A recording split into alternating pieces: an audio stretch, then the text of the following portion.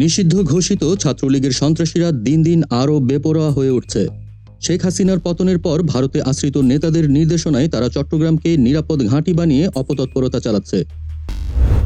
গভীর রাত ও ভোরবেলায় তারা সশস্ত্র মিছিল, দেয়াল লিখন এবং সন্ত্রাসী কার্যক্রম চালিয়ে সাধারণ মানুষের মধ্যে আতঙ্ক সৃষ্টি করছে।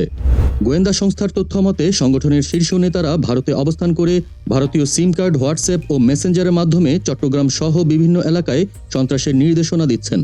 তাদের অপতৎপরতা পরিচালনায় আইন শৃঙ্খলা বাহিনীর নিষ্ক্রিয়তা ও বৈষম্য বিরোধী ছাত্র আন্দোলনের ভাঙনের সুযোগ নিয়েছে তারা। 16 বছরের ফ্যাসিবাদী শাসনকাল ধরে ছাত্রলীগের ভয়ঙ্কর রূপ প্রকাশ পায় রাহাজানি, চাঁদাবাজি ও খুনের মাধ্যমে। তবে প্রশাসনের নড়বড়ে ভূমিকার কারণে এসব সন্ত্রাসী কার্যক্রমের বিরুদ্ধে নতুন কোনো মামলা হয়নি এবং গ্রেপ্তার হওয়া সদস্যরা দ্রুত জামিন পেয়ে যাচ্ছে।